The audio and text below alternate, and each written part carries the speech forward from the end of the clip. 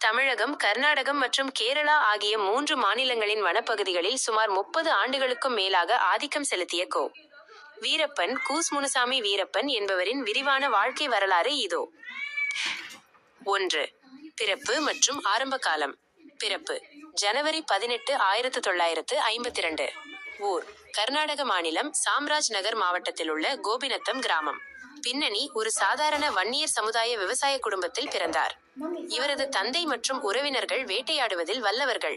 தாக்கம்: மலையூர் மம்மட்டியான் என்ற கொள்ளையனின் கதைகளால் ஈர்க்கப்பட்டு சிறுவயதிலேயே வேட்டையாடத் தொடங்கினார்.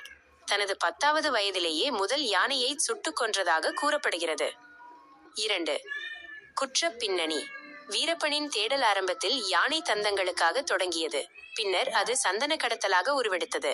யானை வேட்டை: சுமார் 2000க்கும் மேற்பட்ட யானைகளை கொன்று சுமார் $2.60 மில்லியன் மதிப்பிலான தந்தங்களை விற்றதாக குற்றச்சாட்டுகள் உள்ளன.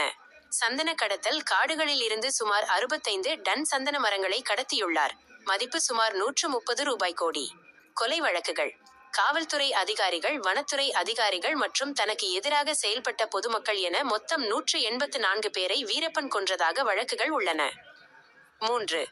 முக்கியமான மோதல்கள் மற்றும் படுகொலைகள். வீரப்பனுக்கும் அரசுக்கும் இடையிலான போர் பல தசாப்தங்களாக நீடித்தது. சீனிவாஸ் ஐஎஃப்எஸ் படுகொலை 1991. வீரப்பனை சரணடைய வைக்க முயற்சி செய்த நேர்மையான வனத்துறை அதிகாரி சீனிவாசை தந்திரமாக வரவழைத்து தலையை துண்டித்துக் கொன்றார். பாலார் கன்னிவெடி தாக்குதல் 1993. கர்நாடக காவல்துறை அதிகாரி கோபால் கிருஷ்ணாவின் வாகனத்தை குறிவைத்து நடத்தப்பட்ட இந்த தாக்குதலில் 22 பேர் உயிரிழந்தனர். அதிரடிப்படை மோதல்கள்: தமிழக மற்றும் கர்நாடக அரசுகள் இணைந்து STF ஸ்பெஷல் டாஸ்க் ஃபோர்ஸ் என்ற அதிரடிப்படையை உருவாக்கின. 4. அதிரவைத்த கடத்தல்கள். ராஜ்குமார் கடத்தல் 2000. கன்னட திரையுலகின் சூப்பர் ஸ்டார் ராஜ்குமாரை அவரது பண்ணை வீட்டிலிருந்து கடத்தி 108 நாட்கள் காட்டில் சிறை வைத்தார். இவரை விடுவிக்க தமிழக அரசு தரப்பில் நக்கீரன் கோபால் தூது சென்றார். நாகப்பா கடத்தல் 2002. கர்நாடக முன்னாள் அமைச்சர் நாகப்பாவை கடத்தினார்.